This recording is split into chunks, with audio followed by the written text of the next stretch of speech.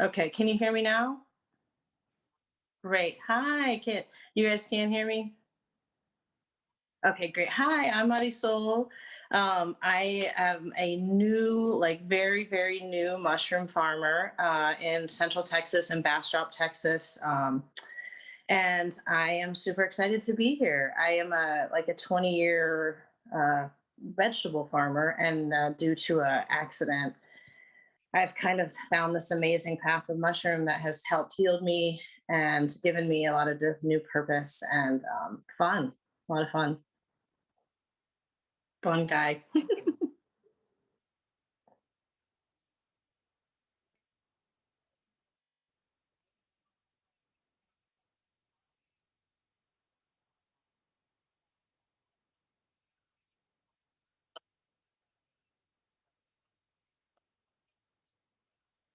Yeah.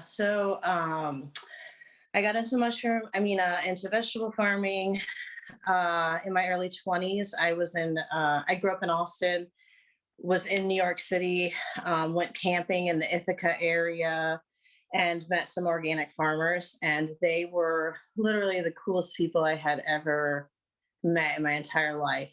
Up until that point, they were amazing, very inspiring folks. And they had just started an organic farm up there.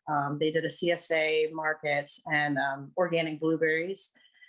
And so I just kind of jumped on as soon as possible, and it was amazing. And I did that I would leave in the winters because the winters are hard. And it was an off grid farm. But I did that for about 5 years and learned an amazing amount of incredible growers that I learned from. And then traveled during the winters a lot. But then I had my son, and that changed my whole life. So I came back to Austin to be closer to my dad and to have family and friends and community. And honestly, diaper changing in the winter is a nightmare. And so it was over. So I came back to Austin, and after that, kind of floundered being a new mom, but got it together and started Hands of the Earth Farm, which was the original home of Urban Roots. And it's on the East Austin property. And that was a CSA, and it was awesome. It was totally awesome. And then me and Max and Mike. They approached me that a couple years in, a year and a half in, maybe I was into Hands of the Earth about doing this youth program. It was totally in alignment with what I was wanting to do. So the first couple of years of Urban Roots were a little funny. They had the front acre of the land. We shared tools and tractors, and I sold all Urban Roots produce through my CSA and through my market stand. And we shared the space. We were kind of a big fan. I lived there with my son at the time. And there was only 10 kids in the program the first year. And then I think by year three, I think it was year three when Max and Mike, who were amazing, and this was their brainchild in every way. I was just the tripod, the farmer tripod side. um, and I think it was in year three that they were able to really secure some huge funding and kind of take it to the next level. So I came on with Urban Roots full time at that point as the farm manager, helped get all the crop plans, write the curriculum. I taught the youth full time and let go of Hands of the Earth at that time because both farms weren't going to fit there anymore. And this is what we had all worked so hard for. And it was happening. And so that made the most sense. And I did that for many years and taught high schoolers and farmed my butt off. And eventually, I think every good mom knows when to let go. And it was like holding me back and holding them back at a certain point of growth. I had my ideas of things, and I really wanted to spread my wings as a grower, I think. And so eventually, I think maybe year 5 or 6 into it, I can't remember, I wrapped it up and left. And then that's when my current partner now and I, Jeff, who is my partner now, who I do everything with, we started Fat Frog Farm, which was a big farm in the Austin scene for many years. We did about 20 acres and a high fence, and we did Austin and Dallas. It was at his family's ranch, and it's in between here and Dallas. And so we did both places, and it was fun. It was exhilarating. It made me feel amazing. But it was really hard on a relationship. I had my second child. It was hard on the kids. It was isolating. The pros and the cons were making the pros harder and harder. So I kind of threw in the towel sooner than him, because I'm like that, and came back and rented land in Austin. And that's where Marysol's family farm was. And then Jeff he did the grown up thing and went and got a job and certified in HVAC. So he's an air conditioning. He's my ace in the hole. Honestly, he's what's making this mushroom thing a viable thing for me.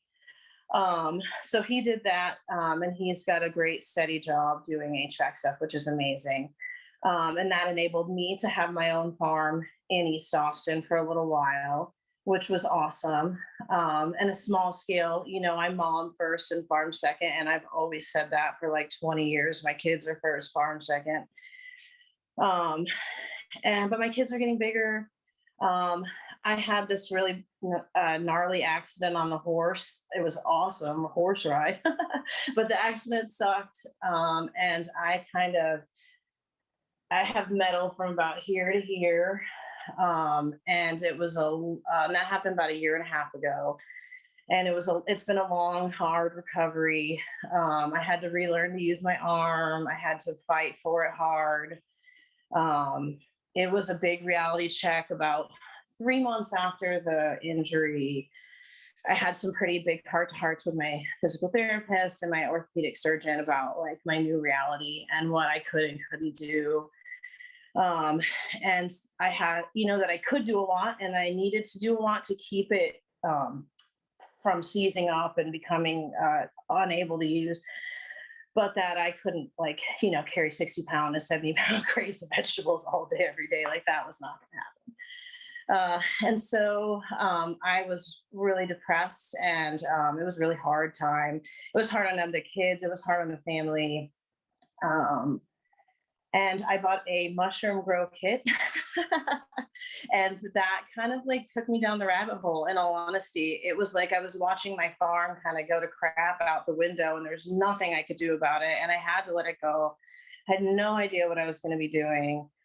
And then I got this pink Oyster grow kit, and it blew my mind. I was like, oh, I have to learn this. I absolutely have to figure this out. This is just so cool. I get chills thinking about that grow kit. And what it was for our family even, because it was on the kitchen counter, and everyone's misted it, and everyone got invested in the growing part of it. And even my little one ate the mushrooms, and that was it. That was a rabbit hole for me in terms of something else to focus on, besides my failing farm and messed up arm. And so I really started getting into it. And Jeff, my partner, we just started kind of YouTubing it like crazy and looking up stuff. And, we realized that we at the same time had been saving up money, and we were looking for ag land. I was going to get a bigger farm of my own, and I was looking for ag land. And this injury really changed the course of what we ended up looking for. Now we live in the woods in Bastrop.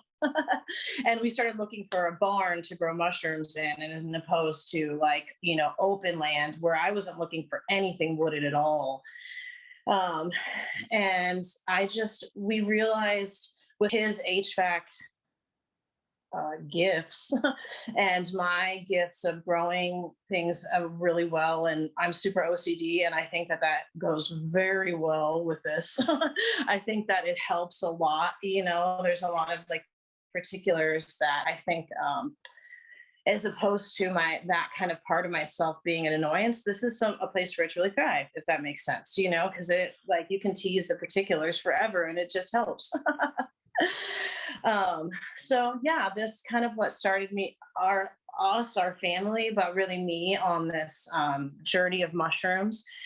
And it was kind of this like Pandora's box in sense of like I needed to really be doing and eating lots of healing things. So the mushroom aspect of healing my body from the inside out was really, really appealing to me. And then learning the growing aspect was fascinating, and it was a really viable thing that I could do with my arm, my new arm. And now I find it. I'm about a year in, I guess. I've only been selling to the public a month and a half or two. Um, but I'm finding that the block sizes are really kind of like perfect physical therapy weights, I guess, for my arm. I think probably everyone mushroom farms or farms in general very particular to themselves and like what works for them. So I've gone really small on blocks have been great for me because that's what my arm can handle. And that's given me a lot of wiggle room, I guess, in terms of like learning and growing. And it's been a great physical therapy weight. Like that's a great amount of poundage for my arm to be working with on a daily basis versus really heavy stuff. And then the big, like grain bags, substrate bags, stuff like that. I make my son carry them. So yeah, it's been a journey. It's been a journey for sure. We have a little bit of growing like garden. It's bigger than a garden. It's definitely not a farm. Behind the barn, the mushroom barn. Um, and it's been fun kind of having my whole mind opened up and incorporating mushrooms and mycelium and all that into growing food. Like that has been, and something that I'm just like in the like baby little seed stages of kind of tapping into and incorporating and learning from and growing from. And like we're just starting with that whole process. So and I don't think I'll ever grow food for like vegetables for sale again, but I would love to be able to incorporate that in the bigger picture of like what we're doing out here. If there's workshops or kids workshops, stuff like that, I'd love to be able to have that part of it. But the mushrooms, that'll be the thing.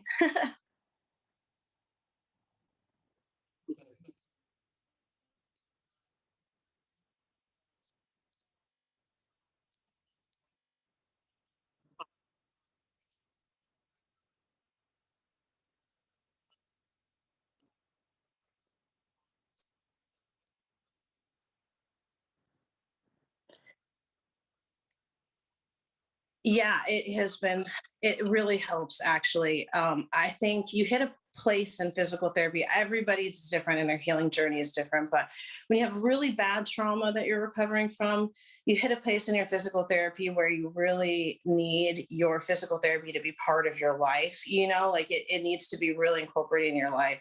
And it has been very, very helpful for that actually, because it pushes me just to the edge of, comfort, but it doesn't leave me like aching and sore for a week afterwards or risk popping screws or, you know what I mean? Like all the other things that I could do.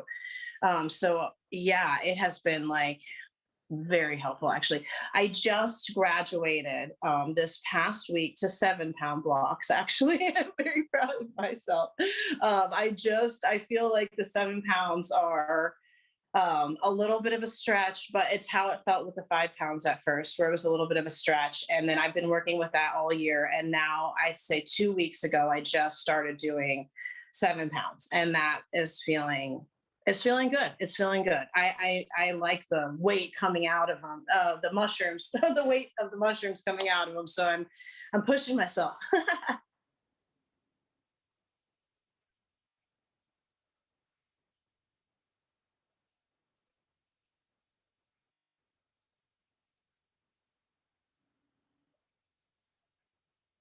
Yeah,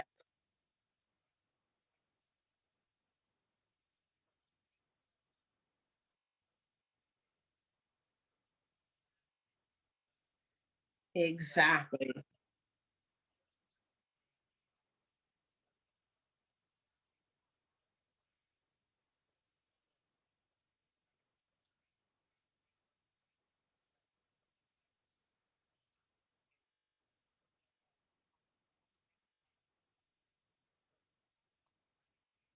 Yes. Yes. Yeah. Mhm.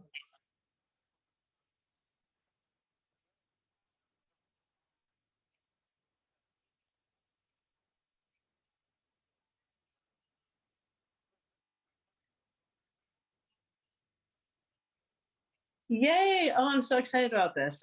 It's been fun, like developing it. I think, like I said, everybody is so individual, and I love that. And I love that people find what works best for them.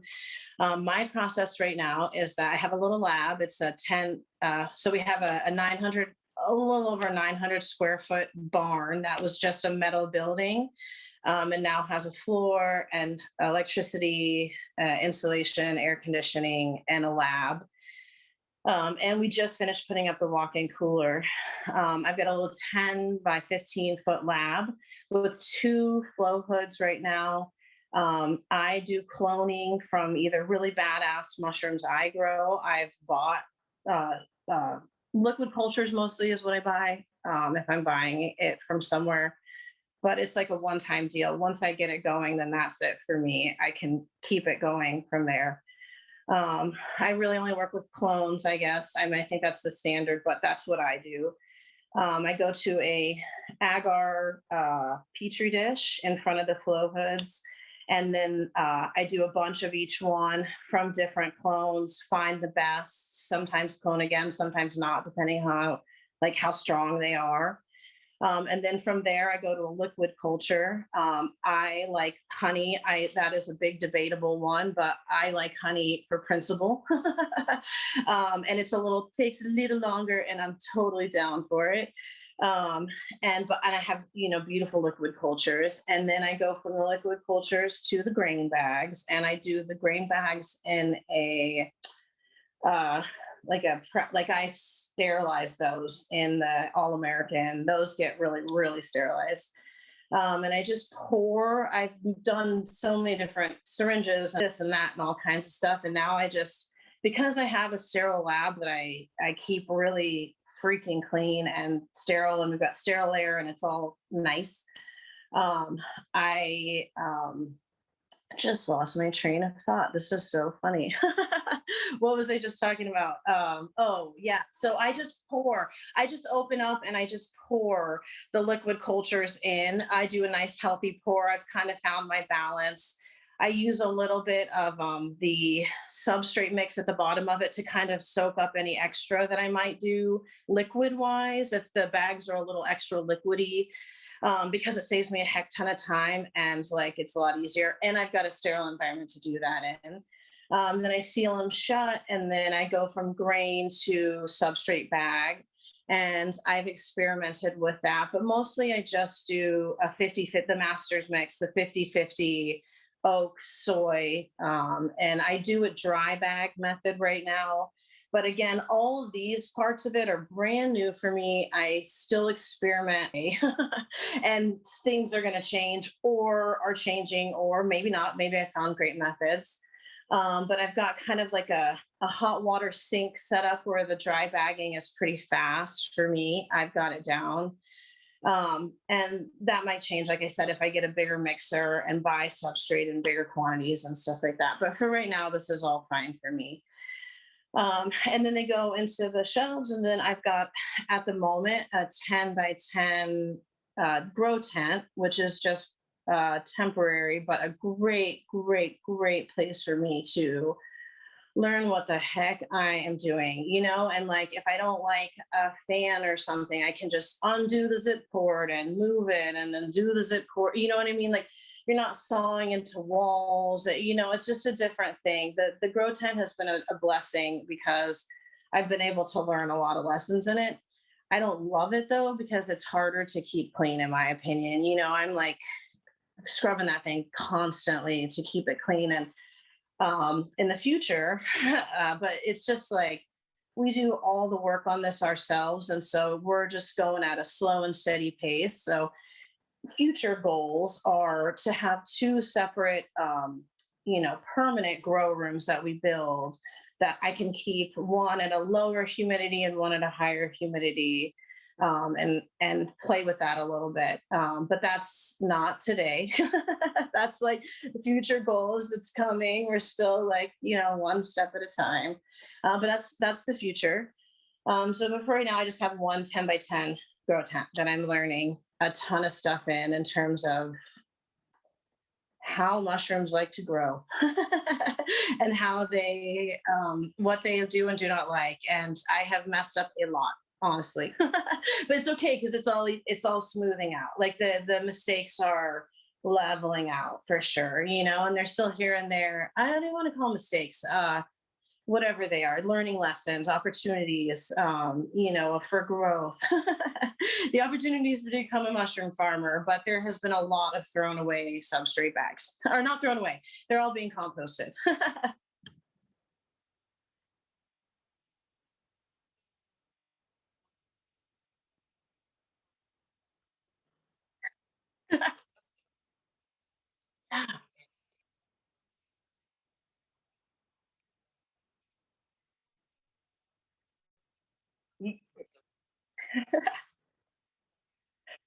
Yeah, that is exactly what I'm finding. That, yeah, I just have to be comfortable with that mistake making process. Some days I'm more comfortable with it than others.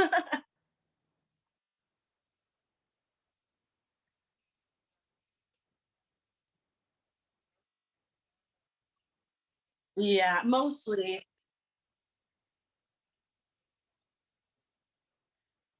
So I'm ordering from Mushroom Media, the pre-pelleted. It's already mixed in one right now. It's a little pricier. I don't think it's a great like long-term solution in terms of if you want to grow lots and lots of pounds of mushrooms, which is the goal.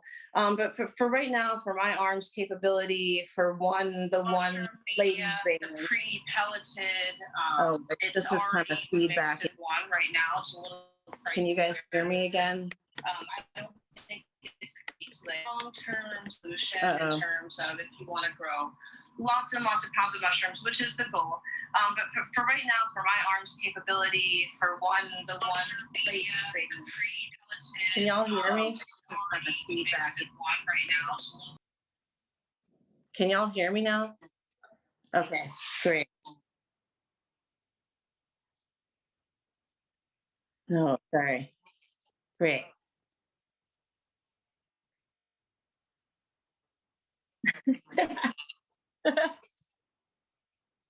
Yeah, I was like, wait, is that what I sound like?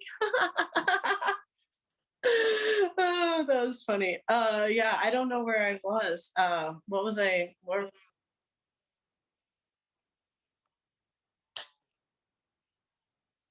Yeah, from Mushroom Media, and it's pre-pelletized, and I order a bunch at once. And then I like I said, I measure out. I'm doing about a 60-40 ratio in terms of pellets to water. Um, and yeah, I think that once I'm bigger and I am able to have help. I don't have all my systems dialed in, so I don't really want help at the moment.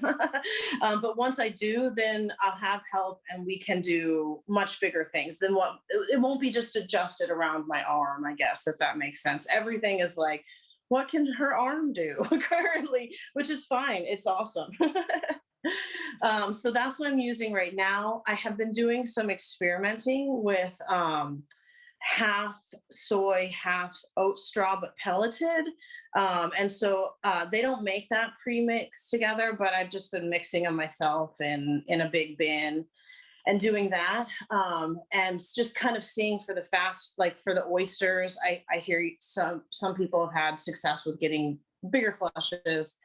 I didn't see a difference personally in like when I did side by side comparisons of the oak soy versus the straw soy. They both were the same poundage wise. But what was fun, and I've been playing with, and I've been totally inspired by Mossy Creek mushrooms. I'm sure a lot of you know them because they're huge. But he was doing these half soy, half oat straw pellets, and then just going liquid culture straight on that, and as opposed to going liquid culture to grain and then grain to the bag, because it saves you a whole step and a ton of mixing, and then just kind of mix it up a little bit. And he was having some success with that on one of his latest YouTube videos. And so I was like, oh, I am so trying that. And so I've been trying that and kind of playing around with that. And I've been having some success with the oysters, with the fast fruiting oysters. I don't think it does it for the lions and stuff like that. It's not, or like chestnuts, like no, they were not having it at all. But the fast fruiting ones, the elm, the pink, even the blue kind of chugged along. It took a little bit longer than the other ones, but I got a decent amount of fruit. It wasn't as much fruit as the other ones, but it was a interesting experiment to do. And so I've got some more going right now, and I did a little less water in the mix and then a little more liquid culture in the pour this time. So we'll see what happens. But that, other than experimenting with like stuff like that, I feel like the stuff that I'm making money on right now is just the oat and soy mixture. That seems to be really great. I'm not supplementing it with anything. I know lots of people do lots of stuff like that. Like I'm such a baby grower that I'm just learning how to grow. And this is working well for me right now. So again, but all this might change in a year once I've got better systems and I can actually start hiring help and stuff like that.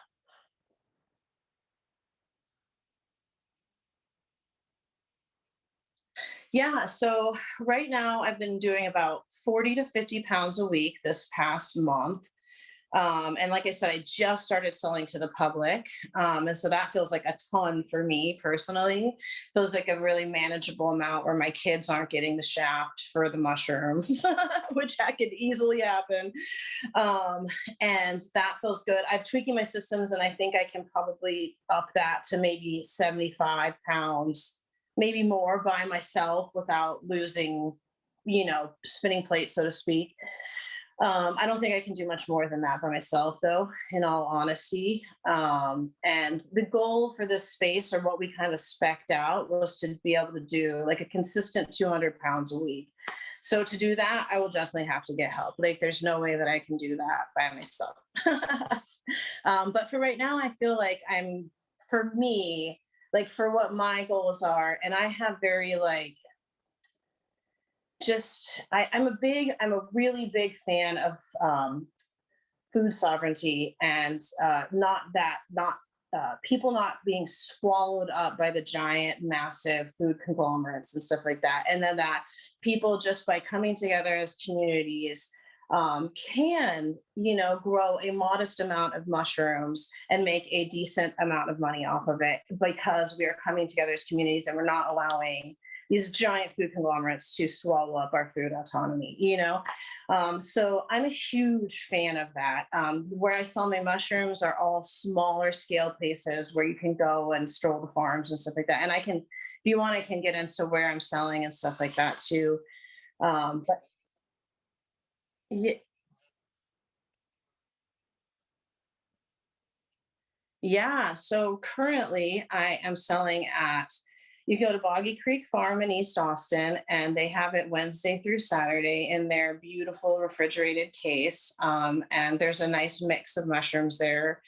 And you can stroll the farm, and there's so many other veggies and meats and cheeses and, plethora of other stuff. And they also keep I'm doing mushrooms and grow kits. I was so motivated by the grow kit, and I just was like, that was really like the first thing I was like, I want to grow kits.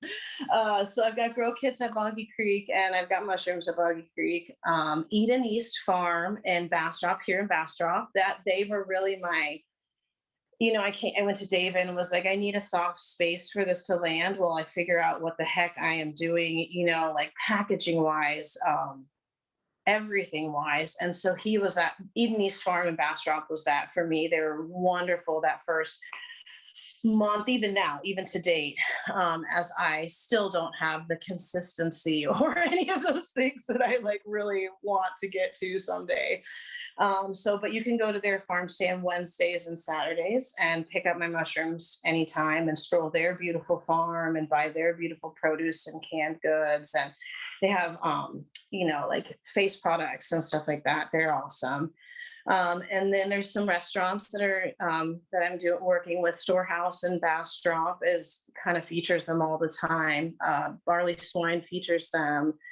There's been some smaller chefs like caterers and stuff that have been buying them from Boggy Creek or Eden that are featuring them. I just saw today, actually, I'm going to botch their name. Oh, and that's killing me. There's a wonderful pizza place at the downtown Austin Farmers Market that starts with a C, and I could not remember their name. And they're featuring my mushrooms as a topping this weekend at the downtown Farmers Market. So you can go get a slice of mushroom pizza, which sounds amazing. So there's all kinds of stuff like that. But I'd say the main two places are Boggy Creek and Eden East, and they both do the mushrooms and the grow kits. I'm working forever on the web on my website. Oh my God, I'm horrible at it. And it's taking me forever. And I am just like giving myself the one thing this arm thing did for me was be like, F it all, like for lack of a better term, just like if it takes forever to get the website up, it's going to take forever. But the goal is to get the website up and going and be able to have some grow kits on there. And, I've kind of fallen in love with dehydrated lion's mane powder. It is so tasty, and I can put it in everything and put it in my kids, everything. And it tastes delicious. Like I use it almost like you would use nutritional yeast or something. So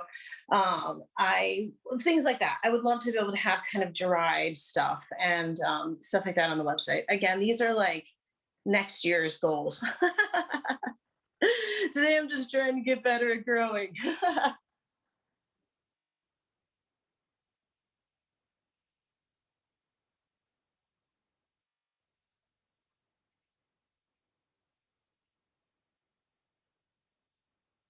Mhm.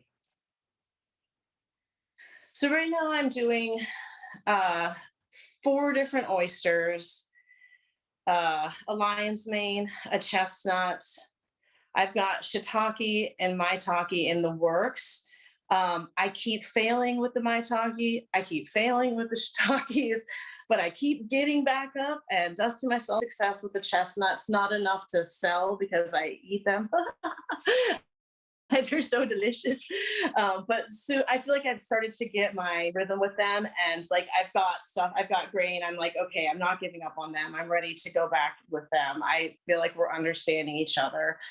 But the shiitakes and maitakes I keep failing on, but I've got some gorgeous fruit bags that are filling out in a very timely fashion right now that hopefully I will be fruiting, and cross my fingers that will be successful. Maybe not. I don't know. I had a lot of lofty goals going into this. I was going to grow hundreds of kinds of mushrooms. And I am like humbly eating my words and realizing that I just need to kind of focus on the easier, fast fruiting ones and get good and get my systems in order. And then I can start branching out and getting more fancy from there. And I've got the lab, I got the setup, I've got the drive, I've got the desire. I just kind of suck a little bit. I know that's not the right word, but I'm getting better. The fancy ones are hard. But yeah, I've been doing a lot of oysters and lion's mane. That's been like my money makers, in all honesty. Those have been the big ones for sure. Yeah.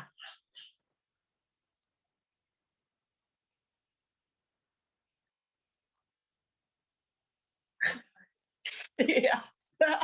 Yeah, especially this is very complicated, and each one is yeah, and each one is so individual, and so it's just like vegetables in many ways. And it took me many years to learn each veggie and who they are and what they need. And it's going to be similar with mushrooms. I just have to be patient with this process and accept my wins and not dwell on my failures too much, except that they're compost, they're great compost.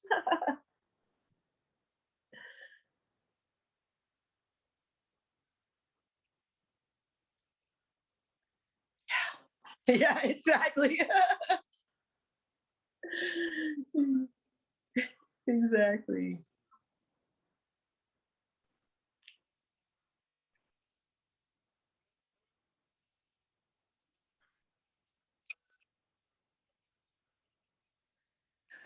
Um, the humblingness of it, because 20 years of vegetable farming, I was at I don't want to say the top of my career, but in many ways I was, and then to just kind of start from scratch and know nothing and have to like eat crow over and over, and readjust and just get comfortable with that, I think has been really hard. I think it's easy to idealize it a little bit, and to be idealistic about what you can produce. And so that's been a little humbling to be like realistic about what I can produce, and learning how to do that. Those have definitely been some of the bigger challenges. And then the logistics of just getting this off the ground, and like I said, me and my family have built it from the ground up. We've done all the work ourselves. And that's a lot. That's a lot, So that's been just like a logistical challenge, like pulling this off, But I'm really proud of what we've done. I think we've made some really educated choices based on not being young and not being as impulsive as because I have 20 years of messing up and vegetable growing. I have made better educated choices in this, and wasted a little less money. Still wasted some money.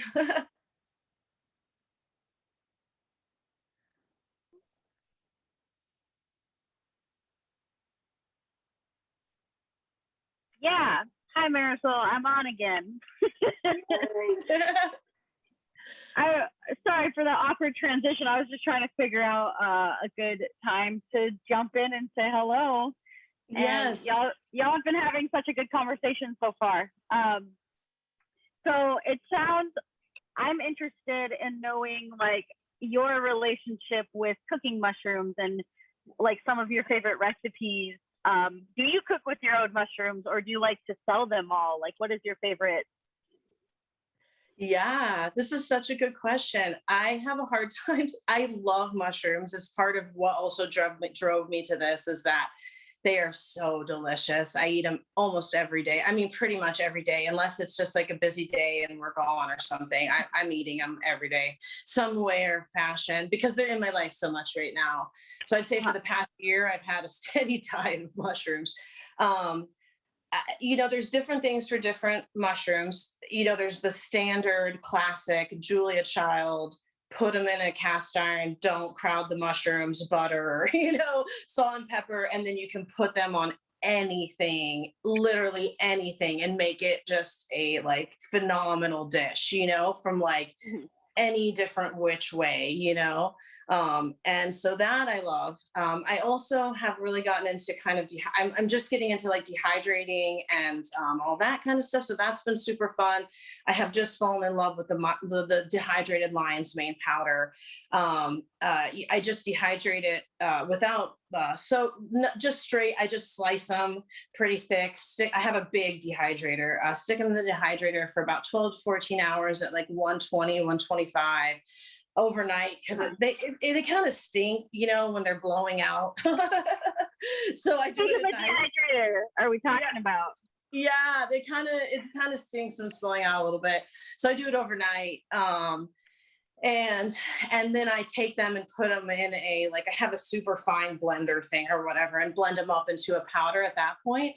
And then they take on this kind of sweet, not quite earthy, but it's not really a mushroom flavor anymore, in my opinion. It's a sweet kind of condiment, I could see it being in like a gamasio or something, like a really fun kind of condiment base, So I throw it in everything. I throw my kids' food like every single day of their life. My son loves it. He's 16. He's into it. My daughter is 7, and she would freaking die if she knew that I was putting mushrooms in all of her food.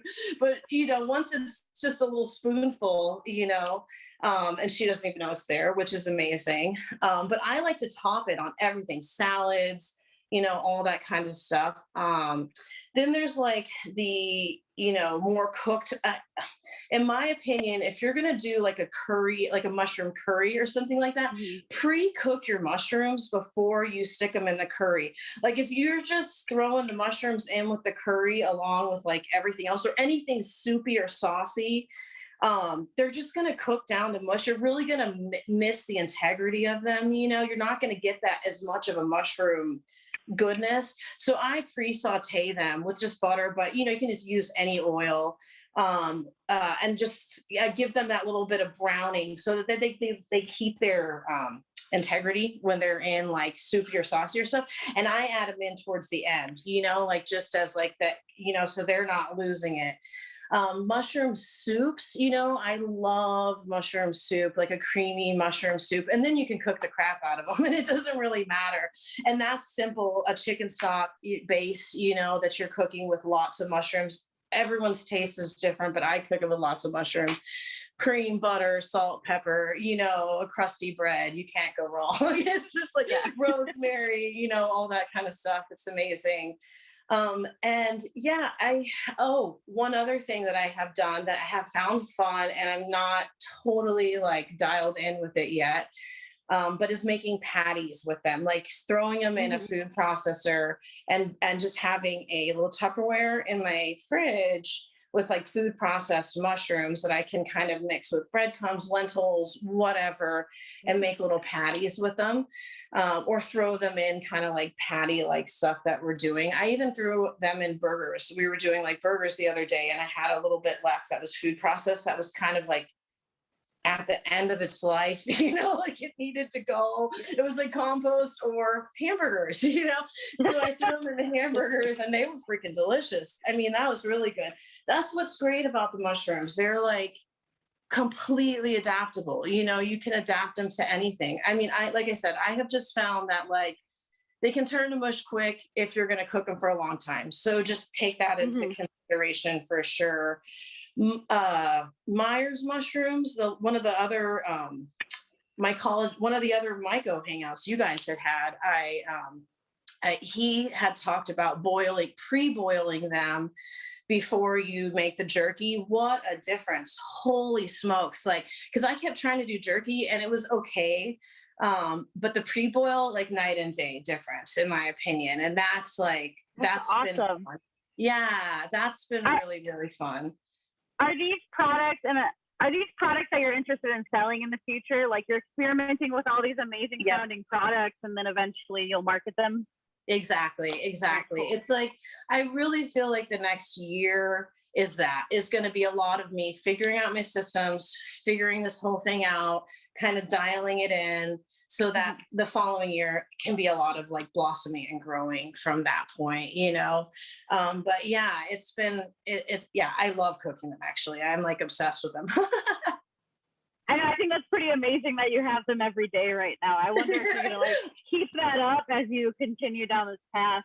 Yes. So you said your 7-year-old right now, you're just putting powdered mushroom in their dish. Are they at a point where they're like ready to try fresh mushrooms, or just definitely not there? She will do the pinks from time to time, only because of the color. Only if I include her in the cooking process, and only if she's like in the mood, like she's her own person, and I love that. And she's also 7, and I would have never eaten mushrooms at 7 years old. I don't think. My son has got a way more sophisticated palate. He doesn't love them, but he's just more adaptable in general in terms of his eating. And he's 16, so it's like I'm putting it on his pasta. He can eat 5 plates of pasta in a sitting and he won't even look at what's on it. It's just like going into the holes in his legs. And so he eats them more often than I even think he realizes, but he's not like a mushroom connoisseur or anything like that. He's not like going to go cook mushrooms on his own. Well,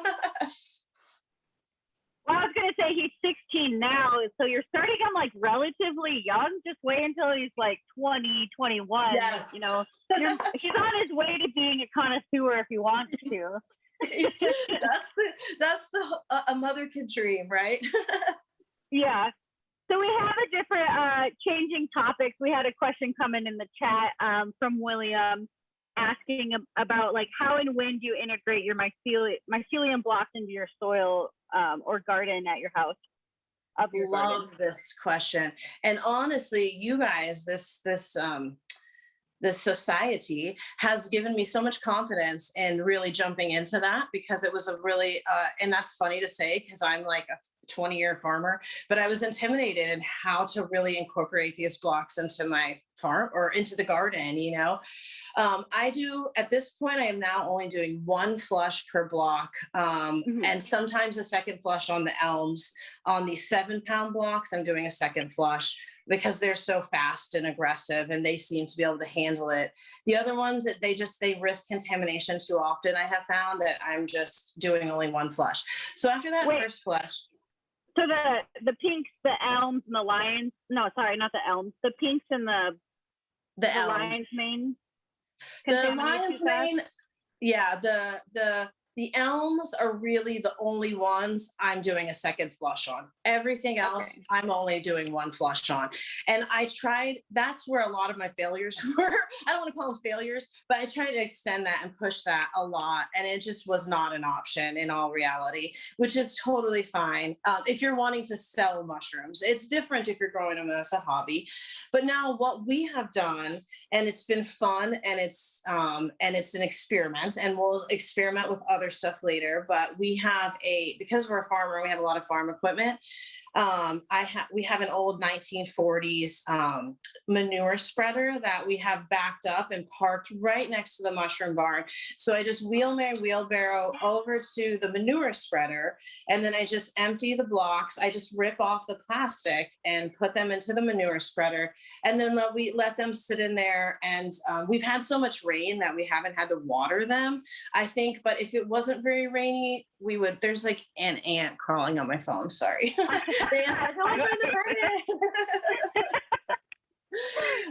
Sorry about that. But you would water it because it would help it kind of break down and cook down a little faster. But then we just filled it up to the top. And so we just did our first spreading, basically, you know, where we went and took it out into the little, it's about an acre back there. We took it out back there and just let her rip to see what would happen. You know, how would it break up these kind of half broken down blocks, basically, you know? Some of them were kind of broken up, some of them kind of weren't. And it really did great, honestly. It did it, that 1940s equipment. It blasted them out just like it was supposed to. Yeah, it was pretty great. And we got a nice first layer. But honestly, you know, that manure spreader filled to the brim didn't even get, I mean, it got about half an acre, in my opinion, of a nice thick layer of the mushroom block spread. So that's an interesting, these are just interesting things in terms of the farming brain, you know, like how do these mushroom blocks work in a farming perspective? With my daughter, on the other hand, she has her own garden because I have like bossed my kids around the farm so often that they don't feel like they have a lot of autonomy. And so she has a garden where I don't get any say in what she does. I just help. I'm her assistant. She tells me what to do. So in her garden, we did a little pink oyster mushroom bed, which has been fun because we had a nice wet, kind of perfectly 75-degree stent there. So it was kind of like, well, let's do it. And then we just ripped open the blocks out of the plastic, and we just kind of layered it in with live oak leaves. I think the live oaks are pretty hard for anything to break down. The leaves are tough, but it's what we had. So we were like, let's do it. And then we lasagna bedded, which I had learned from you guys. We lasagna bedded it in her little garden bed. And we actually got a bunch of pink oyster mushrooms out of it, like quite a bit of pink oyster mushrooms out of it. It was kind of cool to see. And we did that all with our hands, and it took, I think the bed's maybe 20 feet, 15, 20 feet or something long, that particular bed. And it took about 3 to 4 5-pound blocks is what we put of pink oyster mushroom in there. And that was 3 layers deep, basically. And so, yeah, I've been doing fun experiments with that kind of stuff. Now that's breaking down right now. And so that bed we'll plant into in the spring. Like we'll let it sit there, all through the summer, all through the fall. And then we'll see what has broken down in terms of those leaves. Cause like I said, the live oak those leaves are harder to break down. We may have to squish some of those into the pathways as mulch.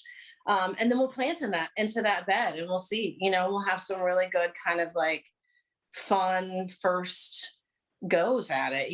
She'll get to pick what she wants in there. And then I'll have my garden where I can, kind of see as we layer these substrate blocks out there and we can really see. I'd like to eventually, I love kids. I love working with kids. I'd love to have workshops with kids out here eventually and in families and adults and stuff like that. But I really love seeing my daughter's just raw enthusiasm for this was kind of mind boggling for me. Like really seeing how fun it was for her and how magical it was for her. And I was like, I would love to be able to host stuff like that out here. So eventually in the future, being able to kind of close loop this place and have the garden be planted around hosting fun workshops, where kids are incorporated in that. I think that would be a really fun thing. It's not going to happen for a little while though, because I'm still just like getting my shit together. Excuse my language. When you get to that point, and if you want to collaborate, the Mycological Society, I mean, you're a part of the society, right? So if you want to host workshops with the society, I think that would be really amazing, and something that we've talked about on the back end is like, how do we start incorporating kid workshops and kid events and kids forays or whatever, or, whatever, as in like there's, the world is our mushroom, right? Our oyster mushroom. So like so many ideas, and a couple other of us really love working with kids too. So be in touch about those workshops. I think they're gonna be a hit for kids and for parents, if parents wanted to come out to those types of workshops too. So the manure spreader idea. That's like a dream of mine. Yeah, no. If you could go back 2 sentences, your internet cut out just a little bit. It was only for like a couple sentences.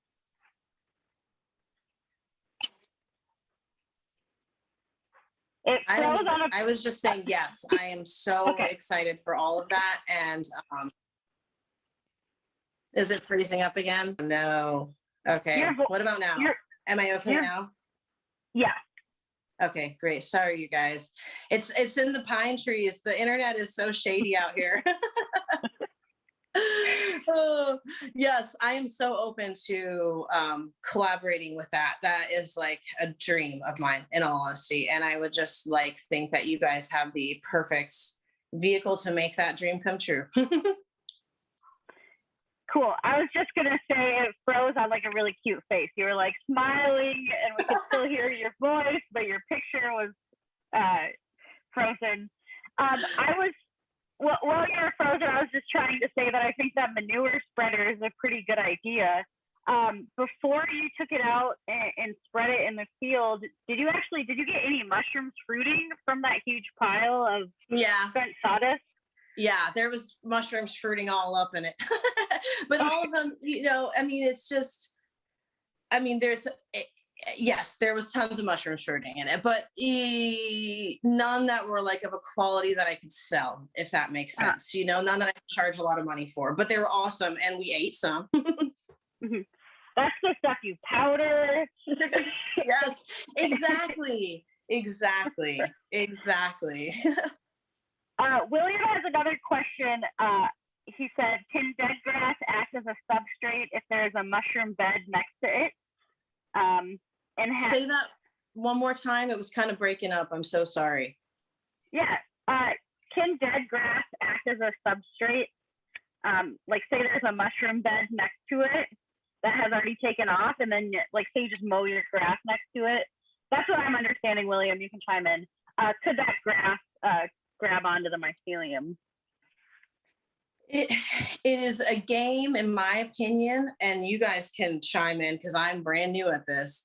It is a game of timing with weather and humidity, so if the conditions are right, maybe, if the conditions are right, probably not.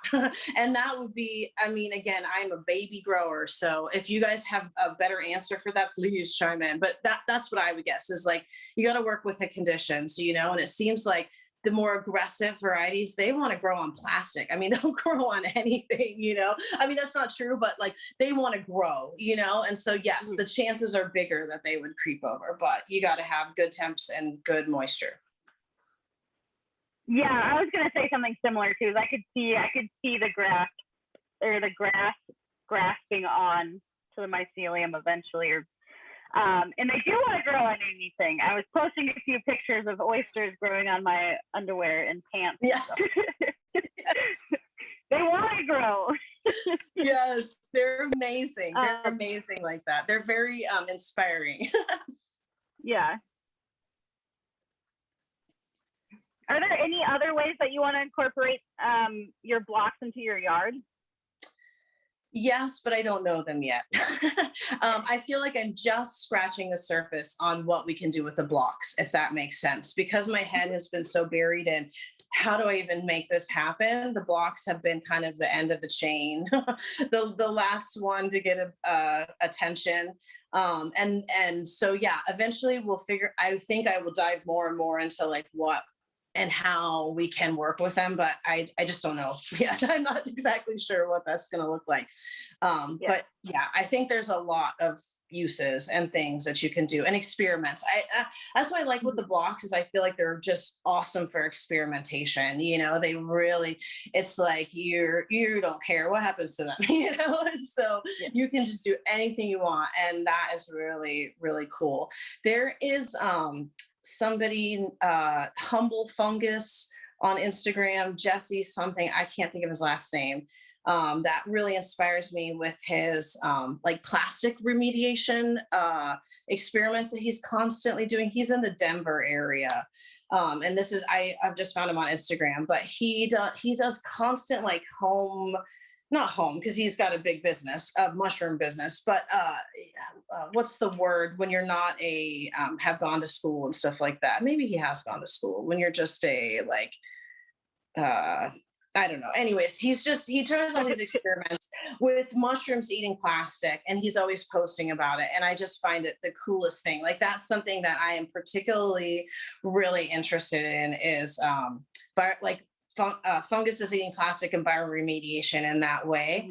And just kind of, he's like training these strains basically, like through a process of slowly feeding it to them and then cloning off of them and then slowly feeding it to them and cloning it off of them. And so that way they're learning how to eat this to the point where he's almost only feeding them the plastics now. It's really cool, actually. So I'm inspired by stuff like that, but I feel like I'm just scratching the surface of like the possibilities, Dude, I haven't heard of this person, so thank you for sharing. Ryan, which you may have met at the beginning of the talk tonight, he said Jesse Noller with humblefungus.com. Yes. That's the same person? That's the one. Yep. Exactly. I'm very inspired by the stuff he does. He's out there. I love it. He's just like very willing to try anything, and I really appreciate that. Totally gonna look into them after this meeting. That sounds really amazing, and like the hands-on work that needs to be done with myco remediation. Those experiments.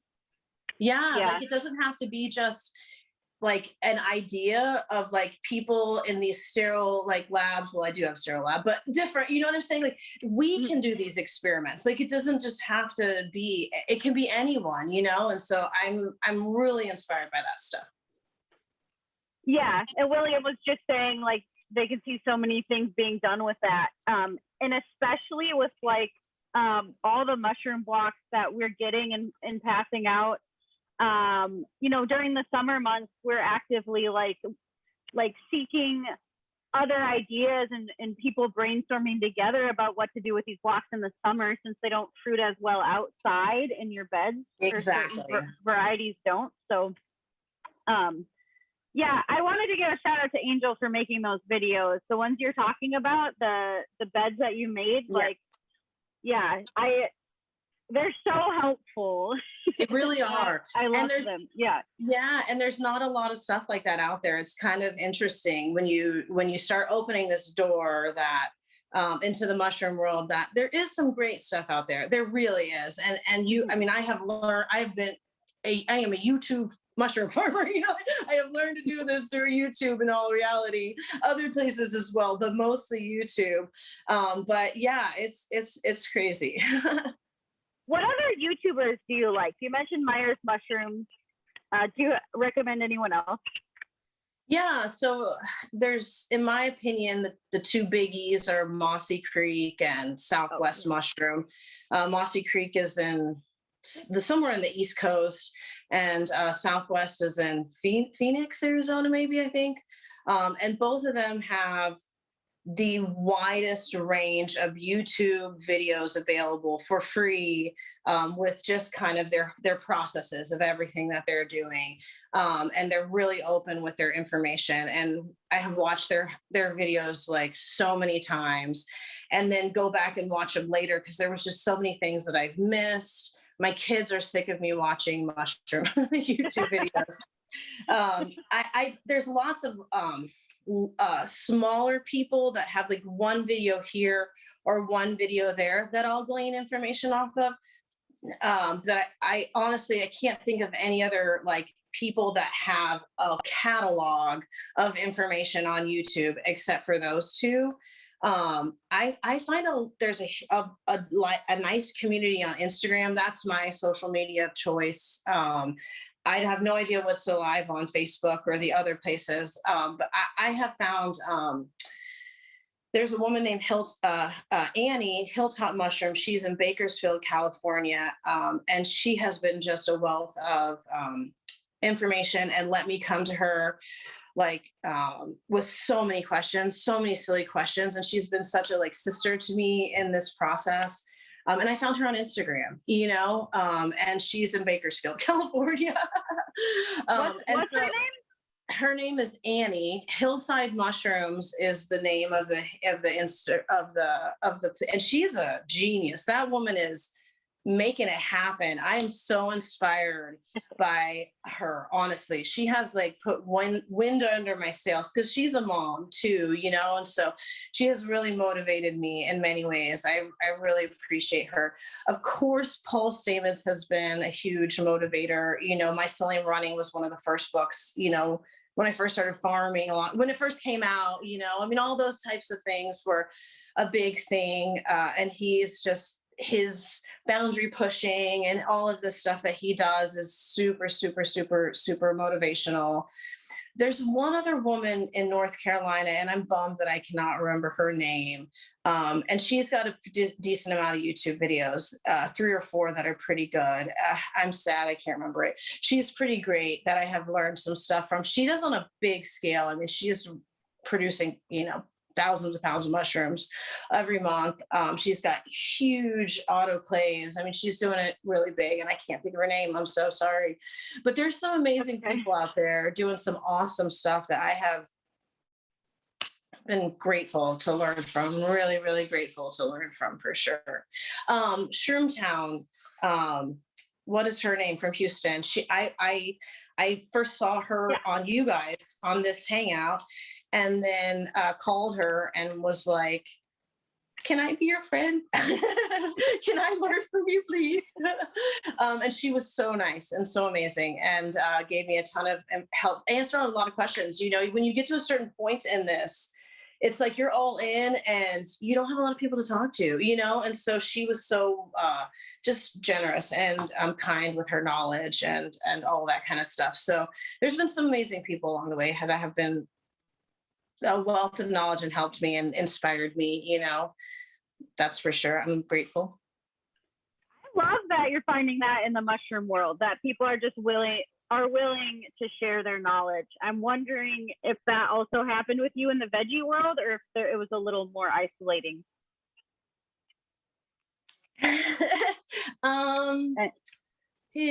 My journey in veggie world was different, and it was a long time ago. I wasn't as focused and clear when I started veggie farming. So no, people weren't as open with me. I wasn't as clear either. To be fair, I was in my early 20s. I was very young. I'm not in my early 20s anymore at all. So it was different. There was a big change for me because I worked for a farmer for 5 years in upstate New York. When I came to Texas and started my own farm, that was a whole different ball game. And there were the people that were really helpful and supportive to me. And then there were the people that were awful, that were just awful and were just really threatened by like a female in that environment, who was, vulnerable and honest and what I mean, all those types of things, and holistic and wholesome and all of that. It was threatening for different people. It was interesting when I came into the farming scene in Austin, like how it was received for sure. But I definitely did have some key people that stood by me, and I wouldn't be who I am today if it wasn't for that, for sure.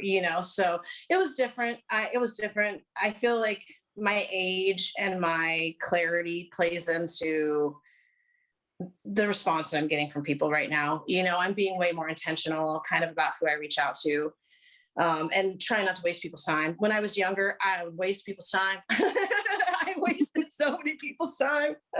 I just thought they had it to give, What's one thing that you want from the mushroom community that you aren't currently getting, or like something you still want to like ask for? That makes sense. Wow. I feel like it's been so giving in a way that feels good to me. I'm pretty antisocial. I like I like the format of the community. It's kind of like come as you are, when you have time kind of deal. There's not a lot of expectations. The kid thing, I think, is the biggest thing for me. There's just not a lot of kid stuff. Tara from Austin Discovery School is getting blocks from you guys from the giveaways, and she's incorporating them into the gardens at Austin Discovery School, and I have to give her a big applause for that. Other than that, again, I'm no expert on all things mushroom orchids in Austin by any means. Whole Life Learning Center, that's another amazing place where, Cultivate also sells my grow kits, which I can't believe I left them off the list. So that's a great place. But all in all, I just there's just this wide open space, in my opinion, for kids and education and all that kind of stuff. But, again, I like the spaciousness of the mushroom community. Does that make sense? I feel like there's just kind of this come as you are type of mentality versus vegetable farming is a little more competitive, a little more, it's really brutal, in a lot of ways. And so this feels healthier. I'm talking trash about the veggie community. I'm sorry. I love you. Well, I heard we're getting better. Like the veggie community is now opening up, and I think that's why I wanted to ask some veggie questions and some farming questions, because I do believe there's some overlap and there's some general differences and a move to be more community based in the veggie world, because it's just getting harder and harder every time, even with mushroom farming, when we get hard freezes like that, or we lose power for a week. That was interesting for me, because I was at the very beginning of my really okay, I'm going for it. It's not for sale, but to see if I can grow poundage. And then we lost power. And so it was this big learning lesson of what that's like. What did you do? Well, we brought the blocks that I really didn't want to lose. We brought them inside. There was one space that we were kind of keeping warmer, you know what I mean, through different means at different times. And there was about 15 blocks that I really didn't want to lose. And I didn't know what would happen if they froze for a week on end. I just didn't know enough about it. So we left a lot out there to freeze. And then, or, in the in-between space, I had a kind of in-between space before the barn was finished, and they were in that, and it was not weatherproof, so it was like, we left some to freeze. And then we brought about 15 inside, and I had the kids mist it. We were misting our brains out. It gave us something to focus on a little bit while it was going down. It was interesting though. We definitely, the ones that froze, some of them did end up fruiting anyways. I mean, the blues had some gorgeous freaking fruits out of them. The pinks were like, oh, we hate you. But I mean, it was an interesting learning lesson, and it was like it was an interesting learning lesson for sure. Yeah, that's a crazy moment to try to start a farm. Yeah. So Sam the fungi, one of our leaders here, he said he used his mycelium blocks and put them around his plants outside. So I was wondering if like mushroom farmers brought their blocks inside their house to like generate heat. Well, we did to a certain extent. I should have thought of that more though, like bringing them all to heat us up. I love that idea though of using them to insulate plants. I'm totally doing that. I'm totally doing that. He said it worked, and I was like, I can't believe I didn't think about that. Yes, it's so smart. That is awesome. Yeah. I don't know where to go from there. I know. I wanted to say, what happens if the power goes out in the summer? What are we going to do? But I don't want to get so dark like that, and I don't actually know if it's a reality, but yeah, it's something to plan for. It's something to plan for. Yeah, we have got a little generator. It's not going to last for very long, but it could definitely help us. It helped us, honestly, that winter thing helped us think about that for the future. It could kick the AC on and off enough to like maybe say, it's one thing when you're doing 40, 50 pounds of mushrooms a week, and that feels like a lot to me. But if I lose that, I'm not going to go bankrupt, or, you know what I mean? Like when you're losing lots and lots of mushrooms at a pop, that's when it starts getting a little scarier, financially and stuff like that. So we have a little generator we could use if we really, really, really needed to.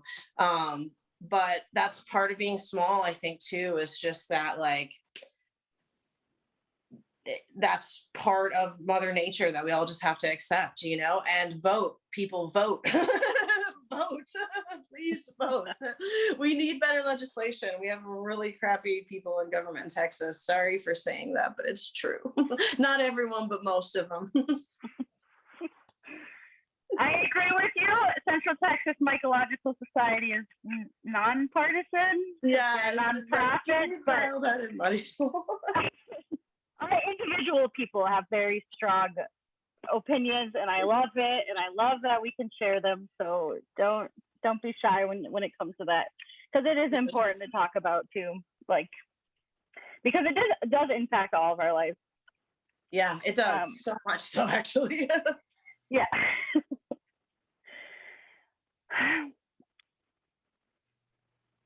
I don't know if I asked you this already, so please bear with me. But is there I have two questions. What is the first mushroom you cultivated? And then secondly, is there one specific species that you like to cultivate better than others? Your aunt friend is back. Yeah, that ant is just like, I can't get it either. It's determined. My first one was the grow kit that I got that was saving me from my depression, and it was a pink oyster. But that was just like a grow kit, then we started doing research and having a lot of fun with that. Like, if we were to do this, what were some of the first things we would need to get?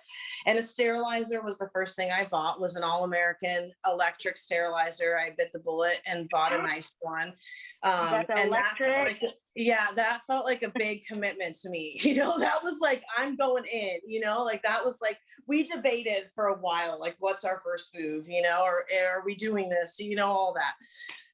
And so that was like one of the first pieces of equipment I buy. I would recommend a sterilizer of some sort, whatever that is for you. I love it. I love the electric one. I feel like it spoils me rotten, it's wonderful. I absolutely love it. I have graduated. We have built it's 55 gallons, and that's based on what my arm can't fully extend all the way anymore. And so that's what I can reach my arms in realistically without hurting or popping screws or anything. So we've got a 55-gallon steam sterilizer that we built, all stainless steel. So that's really upped my game, from doing just a few blocks at a time to being able to do a large amount of blocks at a time. But we started with just the All American, and and then the very first thing that I wanted to do was lion's mane. I'm a Leo. I was like that, like all of the repairing and healing qualities were everything that I needed for the healing of my body at the time.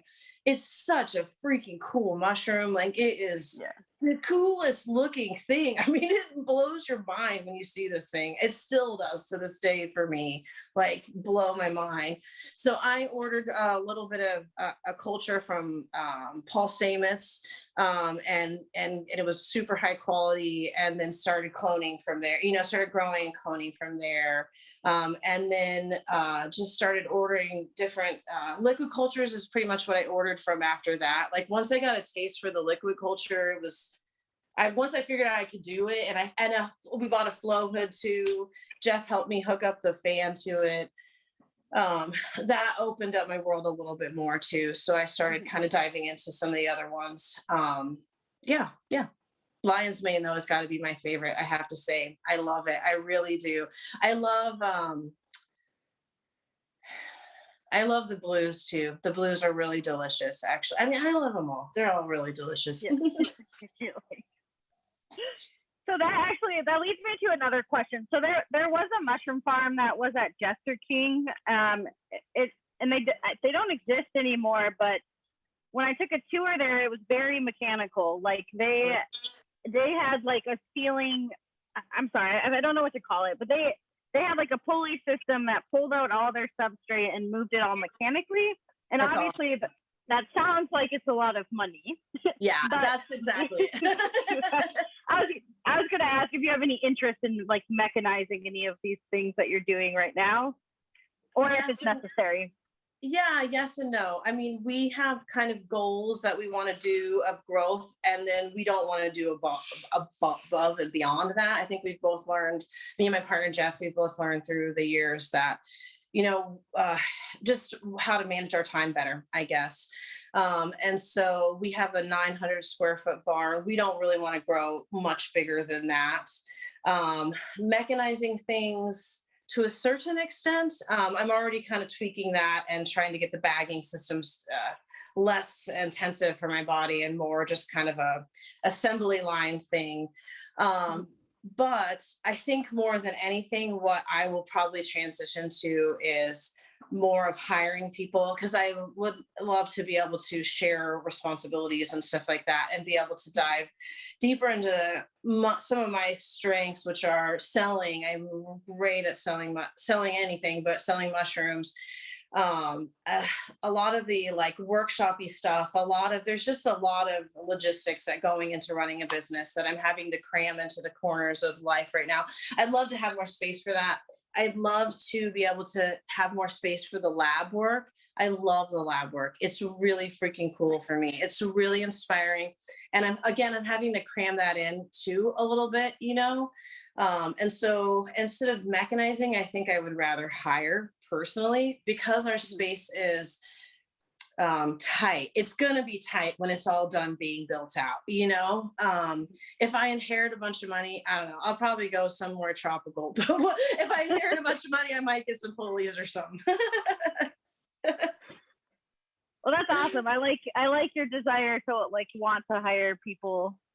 Yeah. Well, yeah. That You sounds know, more fun to me. That's like what would I would enjoy better, I guess. uh-huh. Well, you know where to look. We can always help with that to a certain degree. At least posting like job hirings and stuff. Awesome. So this might have been touched on a little bit earlier as well, but you said that you very much like to sell things. Yeah. Is there other markets that you want to get into right now? You're at the farm stand. Is that what you like?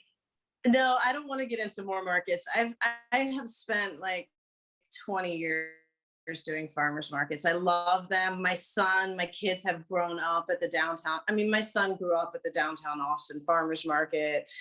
I was a staple down there for years. I love farmers markets. I think they're amazing. I like want that for the world. I don't want to do farmers markets. Yeah. I don't think my arm can hang, in all honesty. It's just, it's a lot of unloading and loading and just all this kind of stuff. I like what I'm doing now, where I'm partnering with other people that already have markets and have places where, I can charge wholesale prices and then have them sell it for me there. That is working a lot better for me. I have a lot of great chef connections and have spent, years and years in the Austin food scene building those up. I love going that route. I love the idea of doing more shelf life stable products.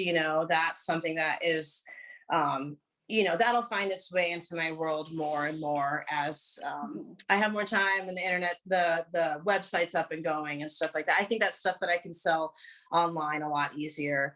I love doing the grow kits. That's something that's been really fun. I've been talking with a couple different teachers and partnering with classes where we'll do 30 grow kits at a pop, for a classroom.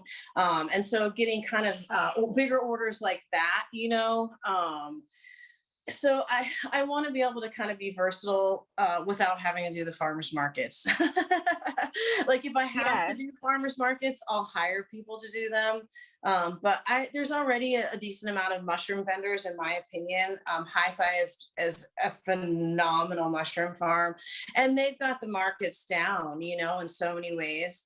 And then there's Texas Pride mushrooms. And then there's been so many other people growing mushrooms lately that the market just doesn't feel like the best route for me.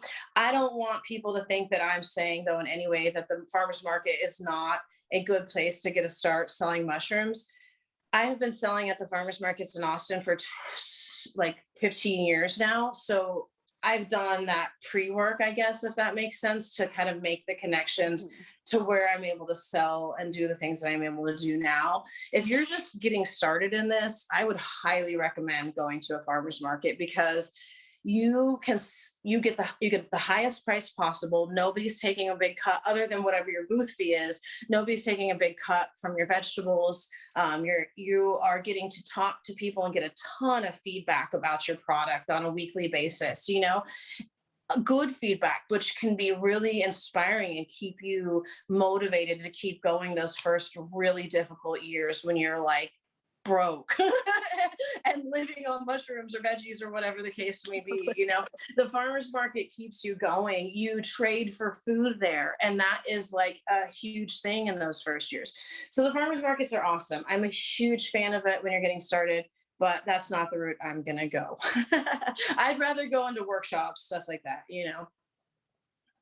That's fair. I was going to say Hi-Fi is at the downtown market too. Yeah. So the one you were going to for a very long time. Exactly. I mean, I think Hi-Fi is at a lot of the markets, actually, which is great. I mean, their product is inspiring. They're amazing mushroom growers. I can only dream. Yeah. I think they have at least 5 on staff. Someone else in our group might know better than me, but they got a decent amount of people to help out too. Yeah, and it shows. Yeah.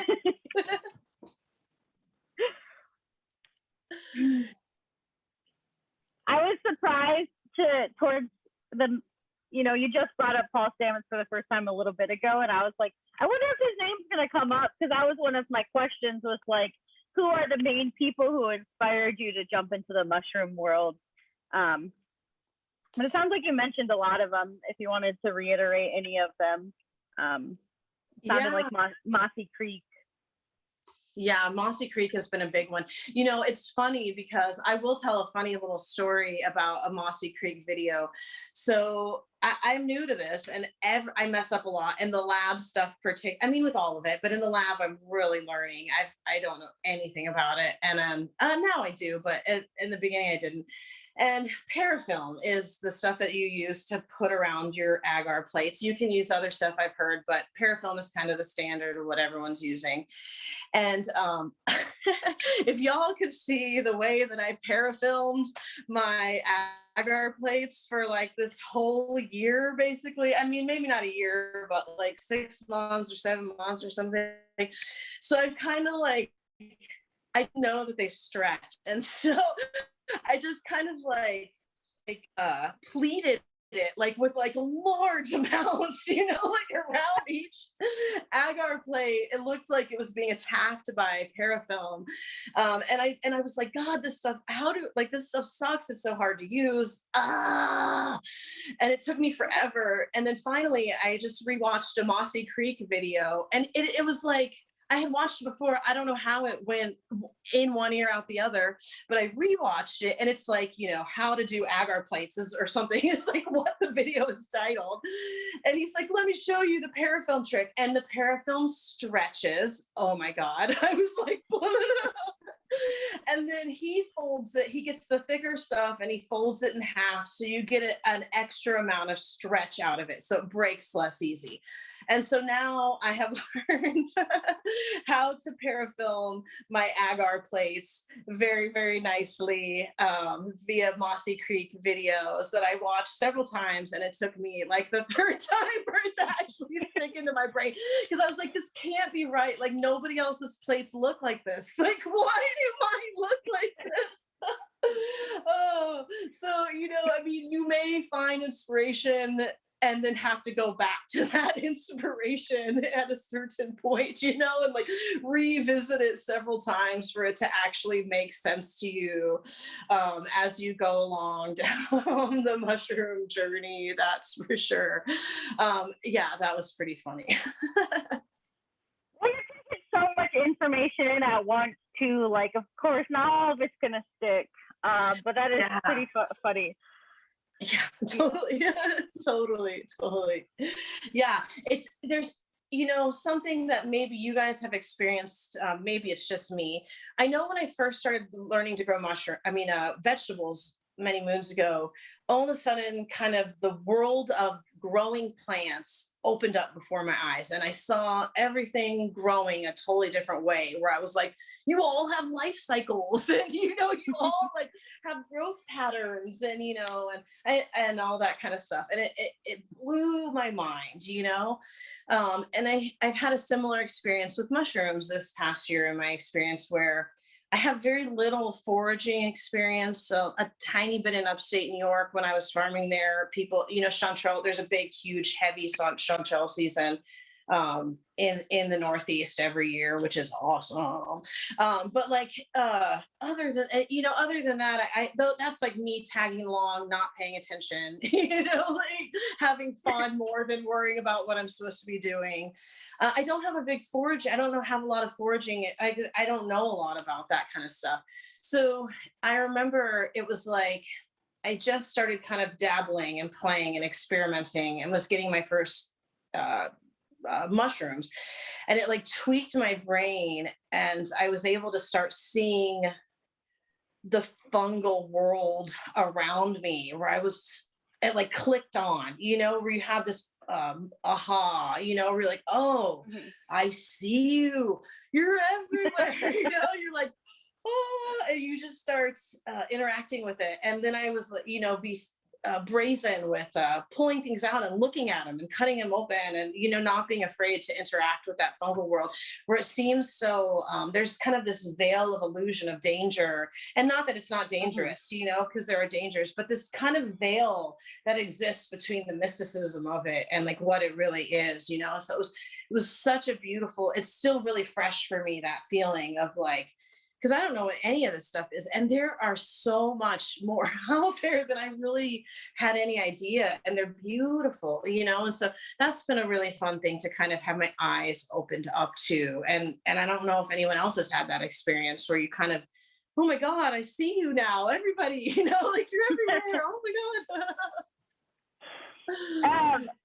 I wanted to bring up, so Trent Potter has been a big inspiration in my life, along with a lot of other mycologists. But that's one thing he also said in a video that I was just remembering as you were telling that story. Is like when he first got into it, he would walk in the woods and he was only looking for like one specific mushroom when he first got started. And then eventually it was like, whoa, I am missing everything. They're everywhere in the forest. And to me, that sounds similar to like this, oh my gosh, like how they grow and just awakening to how prevalent they are.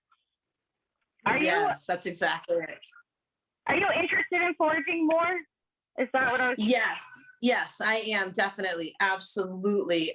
I am so interested in it. Actually, I feel so uneducated in it, like a very, very, very little knowledge about the foraging side of life. Would love to learn more. But just, you know, there's X amount of hours in the day kind of deal, you know, it's like, and I know you guys have an app that you use. I had an app that I was using that I don't really like. And so I'm excited to kind of, you know, make new friends in this mushroom society that is here and learn how to identify stuff better. And, you know, I feel like that is a big, it's like you look at the tip of an iceberg or something with that, for me, is what I'm seeing as as my eyes have been opened. I'm like, oh my gosh, this is so much. You know, it feels a little, not quite overwhelming, but at the edge of overwhelming. Yeah, and I was gonna say it is kind of like the tip of the iceberg, because like there's a bunch that grow underground too that you don't even see. Truffles. Exactly. Exactly. Yes. So Bastrop is an amazing place to go foraging, and Angel took me out to Lake Bastrop State. It's not a state park. I think it's a private park. Angel, chime in the chat if you can hear me. I highly recommend that place if you haven't been there yet. Like, we found an incredible amount of fungi, like a bunch of wild reishi out there. Oh, wow. And I almost stepped on like a 6-foot long snake, or however long it was. It was insanely long, and Nice. whatever. It was beautiful. But if you ever want to go out there with a group of us, it was just amazing. And I know it's like getting hot, but after all this rain, I'm very interested in seeing how like those wild reishi look and just like what is popping in the heat, you know, because mushrooms can pop with humidity, so, and rain. We were talking about doing like a little mushroom foray too out there. If you're interested in that. And yes, so interested. I'm 100% interested. My property is right next. I mean, we're right on next to the north shore of Lake Bastrop. Like, we're right at the state park. Like, our property backs up to the state park, basically. So we've got 5 acres of woods here. I would love for you guys to come teach me about my land. I mean, 5 acres is not a lot, but there's a lot of stuff growing here that I know nothing about. I feel like it's a little baby or a newborn when I walk around it, because there's so much I have no idea what it is, and it's kind of embarrassing a little bit. But I would love to learn more. And also, I'm like a hop and a skip and a jump right away from the state park. So I would love to meet up there and learn what's in my neighborhood for sure. Like, we could literally skip the state park. It's what it's like. Are you interested in taking any wild species and then cultivating them? Yes, and I actually like, yes, big time. Like, that's the stuff that I'm so excited to dive into with the lab work. That, like, it fascinates me. I like love cloning. I'm getting good at it, or I consider myself getting good, which is kind of silly because I'm so new and I'm not that good, but I think I'm getting good, and I'm figuring it out how to do it, and I'm having a lot of success rates with it. So, all my plates are looking solid and good and all that kind of stuff. Speaking of plates, I'd love to just plug tip of the cap mushrooms. I don't know if anybody else uses them, but I found him on Instagram and I buy all my plates. I buy them pre-poured from him, and they're so wonderful. And they're really affordable prices. And he does everything like agar, pre-poured plates, all that kind of stuff at really great prices. He ships super, super, super, super, super fast, like really, really fast. And his setup is like his tech, I guess is the word. I don't really know if that's the right word. He's just got very nice, like everything's super nice and super sterilized, and he's just got very high quality product. So that's one thing I splurge on is I buy pre-poured plates. I suck at pouring agar plates, like really actually suck. And so that's one that, it's worth a little bit of splurge for me to buy the pre-poured plates. So tip of the cap mushrooms on Instagram, he has got awesome product in my opinion. Like when you pour plates, do you like miss the petri dish? Is that what happens? Yeah, I don't have steadiness. So it's just messy. Yeah, it's just messy. And I haven't had very like clear plates. Like I haven't had success making like clear. It's just like problem after problem, and I'm like, why would I do that when I can just have somebody else who's good at it do it for me? That's like one of my splurge items, where I'm like, I try to cut costs every way that I can, but that was one where I was like, nope. Yeah, I understand that. I feel like a lot of people could relate to having a challenging time pouring plates, and it takes a while. I have personally not poured enough plates to be good at it, so I can relate to that. Yes. I did put the link to the business you were just talking about, and I assume it's the right one, but if you wanted to take a look to make sure it was. Yeah, I'll do that. I don't know if I can do that now. Oh, yeah. So that's really exciting that you want to try to clone some wild ones. I know like Hi-Fi does it a little bit. So it's a fascinating world for me. Is there like any specific wild ones that you want to start with, or?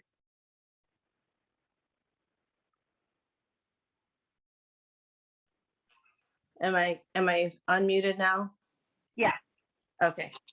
Yay. I feel like there's a sacredness to the mushrooms that I really appreciate and love. So I'd love for them to give me what they want to give me, if that makes sense. Like whenever they're ready to show me what they're ready to show me to clone, I am so open to it. I don't really know what to look for, like if that makes sense. Like I sort of do. Like I think I could identify a really nice oyster in the wild, but I would probably double check. But I feel like as I dive into this, the mushrooms are like smarter than me in a lot of ways and are like, we're taking you on this journey, Marysol, like we're going to show you stuff along the way. Like, that's how it feels for me. Oh my gosh, I love that. That could be your next reel. I watched your little reel about your grow at home kits, and I thought that was like amazing, and I can see a next one coming on. Yes, but I was like afraid of reels forever, and I was like, I just have to do it. Just do it. It was fun. Yeah.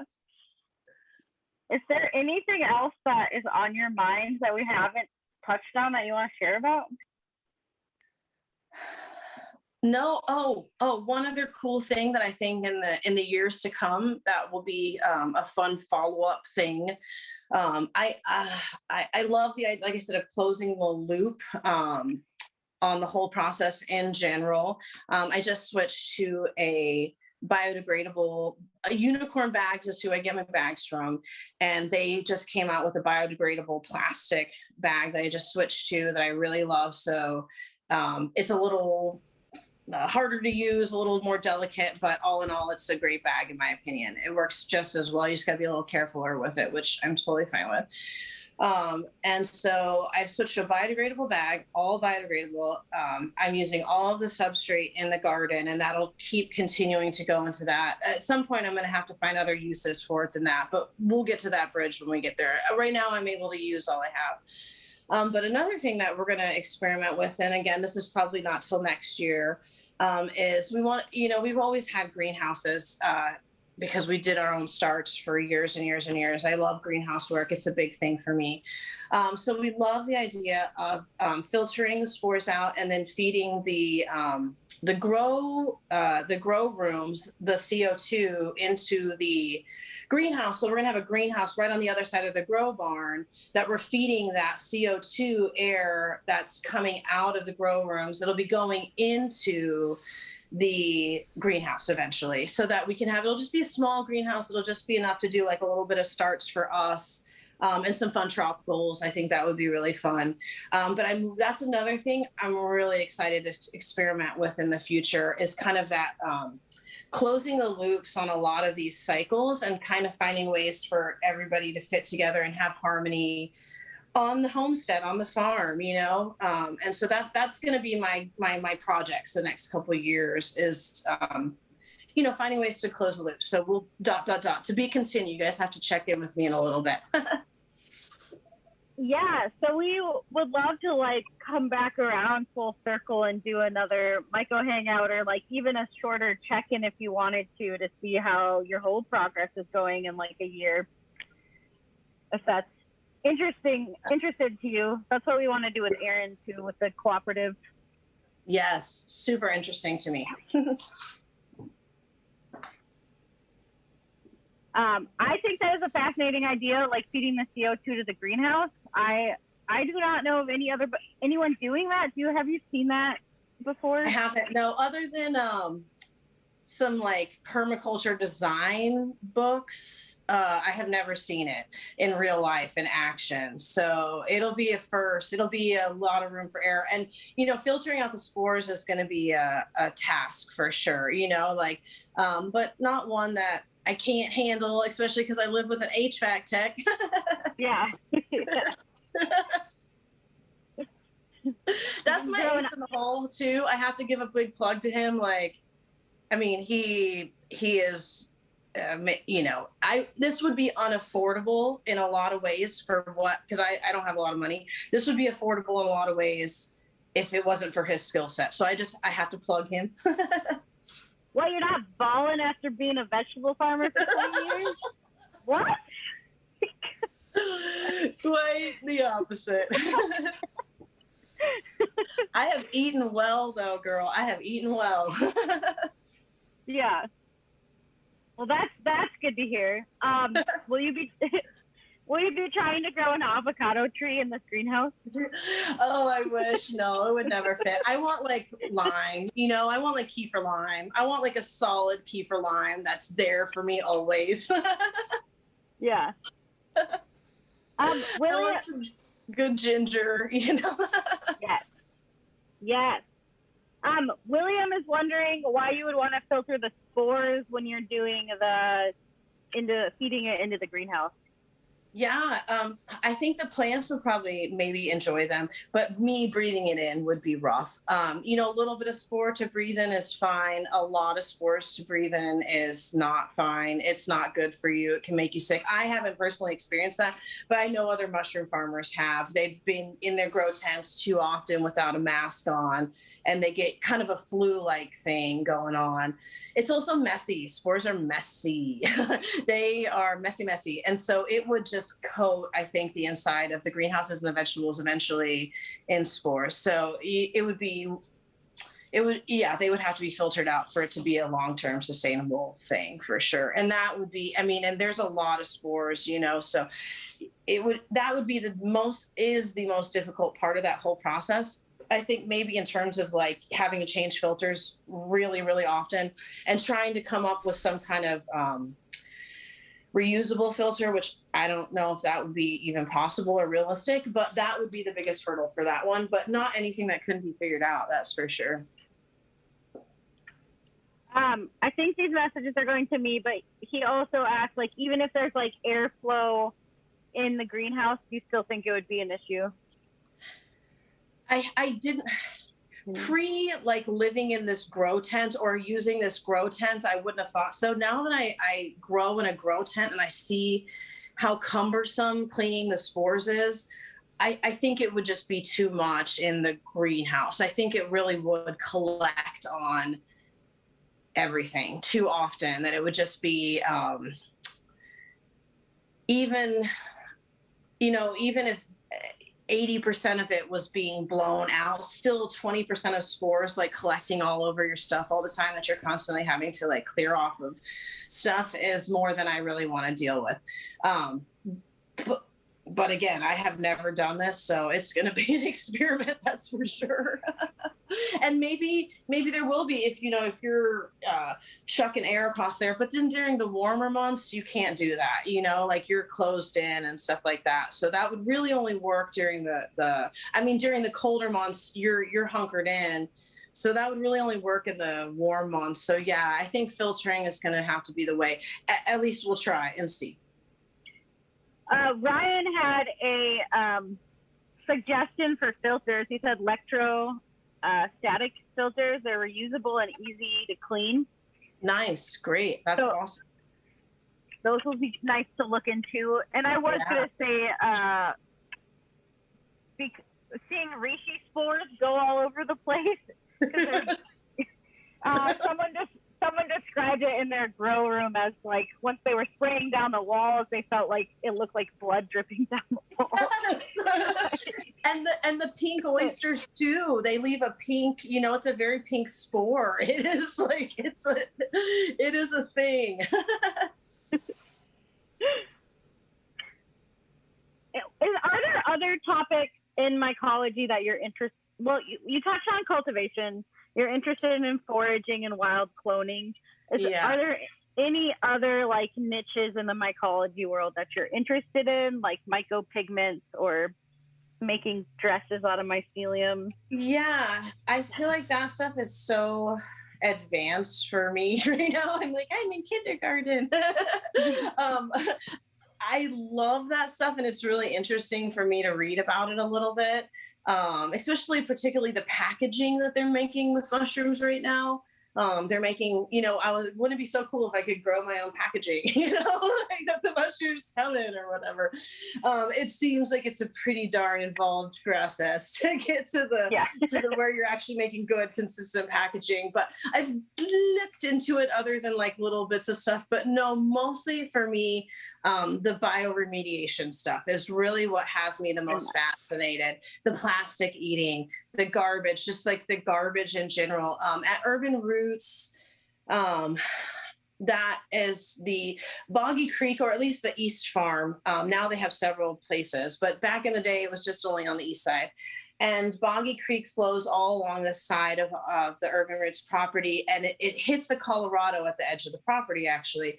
So that is, the ending zone of a lot of garbage that's flowing through East Austin, that whenever it would flood in Urban Roots, just tons of garbage would come washing over the farm, and we would have to spend a day picking up garbage from East Austin that would flood. And it floods every 5 years or so. It floods at that farm, at least a good washing over.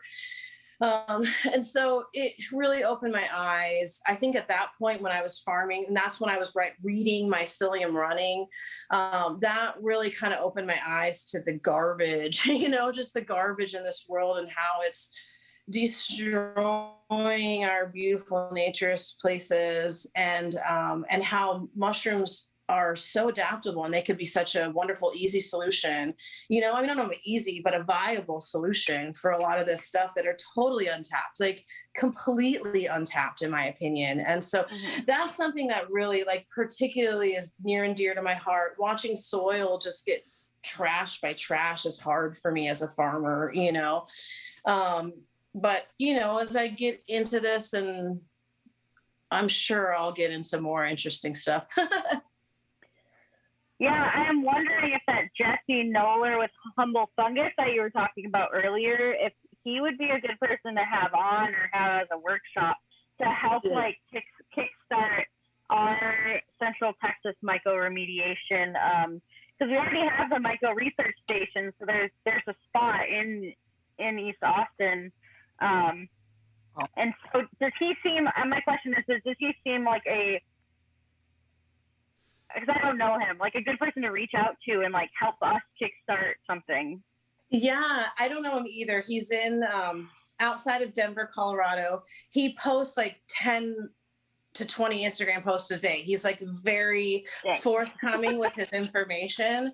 I like, you know, whenever I'm pretty chatty or whatever online. So, you know, I'm happy to speak up if I see something that I think is really inspiring. And he always responds to me in a, you know, kind way whenever I'm like, oh my God, that's the coolest thing I've ever seen. He's like, yeah, it's pretty cool. Yeah, or whatever.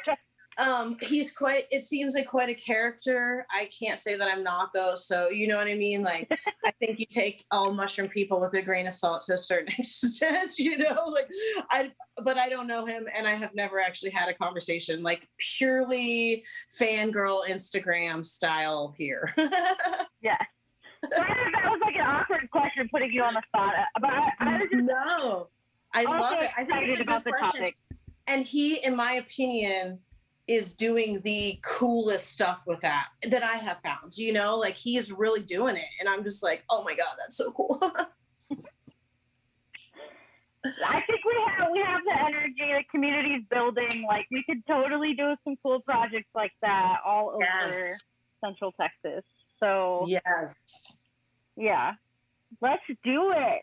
Did anyone else in the chat, Facebook, YouTube, or if anyone happens to be on Twitter tonight, I like to call it Twitter.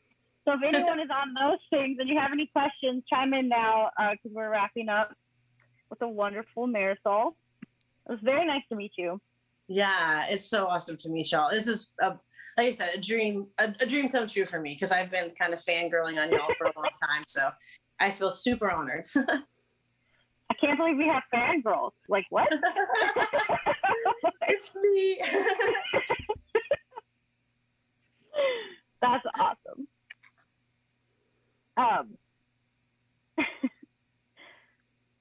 So it sounds like you'll be sticking around for a while. So we're excited about that. Yeah, just getting started. Yeah.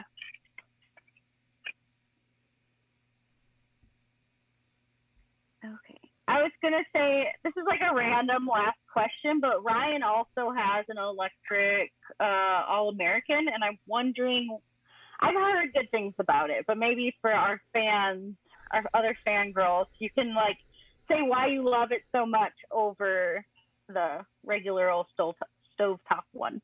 Yeah, just because it's a no muss, no fuss kind of deal. I like things to be easy, and it is easy. Of course, it's obviously more expensive, but you plug it in and you're not having to deal with propane. You're not having to deal with a stovetop and kind of regulating that whole deal. I know some people use hot plates underneath their All-Americans, non-electric.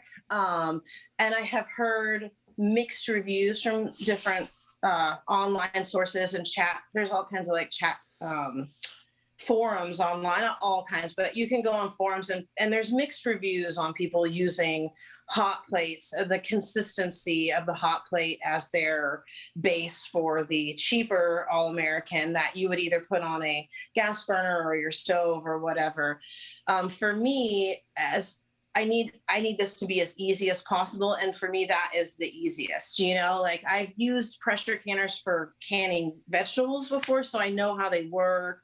I know the deal on a stovetop. And the electric plug-in is just like, it's so easy. It's so worth it. For me, it was so worth it. One thing that I didn't buy, and I kind of wish now that I would have splurged and spent a little extra, was my impulse sealer. I did not get the magnet one or the stand-up one that you can mount and kind of clamps them from above.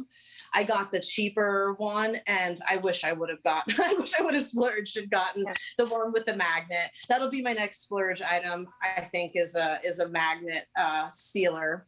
But yeah, I love my All-American. She's my girl. That's right. I was gonna say some people do Kickstarters to start the mushroom businesses. You know, some people do that kind of stuff if that's ever an interest for you to just try to help with these bigger farm purchases. Yeah, that's awesome. I haven't honestly not even considered that. We're so used to like saving up and budgeting, and then like we've learned to grow as we can. So yeah, that's a generous offer, and I'll definitely think that through. I mean, you're gonna get it if you budget for it yourself and are like saving for it, but yeah, it's a long path. It's a longer path. Yeah. Cool. Well, do you have any last words you want to share with us?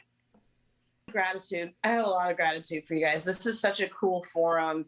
Like I was saying earlier, I love the come as you are nature to it, where there's space for you to just observe, like how I have done in a lot of ways via YouTube whenever I can, because my schedule is crazy. And then, you can get as up close and personal as coming and going and foraging with people. You know what I mean? There's all these different levels of participation within this society that I think are freaking awesome. And I love that it gives every different kind of person a different way to interact with it, like at whatever place that they are. So I have a lot of gratitude. I am learning a lot from you guys and seeing kind of that way that it's being run. I think it's neat. It's really inspiring to see, because it has felt good and like I said, healthy to me through this process as I've become a new mushroom farmer. So yeah, I'm just really grateful to you guys. I'm grateful to anybody that's watching this. Thanks. You guys are awesome. Well, thank you for being here with us, and we look forward to all the little kiddo workshops. Yeah. Getting on some forays. Yes. Yeah, So and fun. iNaturalist is the app if you wanted to get on there. I'm terrible at getting on there, but other people in the society love it. So like Angel uses the iNaturalist app a lot, and it watching it be so handy for her. I'm like, why don't I use it more? Yeah, So, iNaturalist. I'm gonna download that. Yeah. That's Yeah. awesome. Thank you for being here. And with that said, I might go night hunting. No, just kidding. Yes. Do it. There are glow in the dark mushrooms. So like, when are you going to find them? You got to go out at night. Oh my God. Can you imagine coming upon that? Oh, what a cool moment. Yeah, it'd be amazing. It would be amazing. Yeah. All right. Phil, you want to take us out?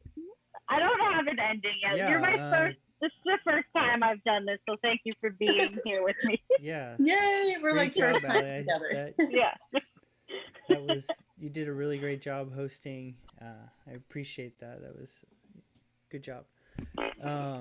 So yeah, if anybody's watching out there, like and subscribe to the channels everywhere. If you want to help us out, become a member, go to centraltexasmycology.org and sign up there. Sign up for mushroom block giveaways. I know they were talking about that earlier in the conversation. Take a look at the kitty cat sleeping. And yeah, good night, everybody. Thank you. Thanks for tuning in. Thanks for joining us, Marysol. Wonderful talking to you. Yes. You guys are awesome. Good night. You too. Bye.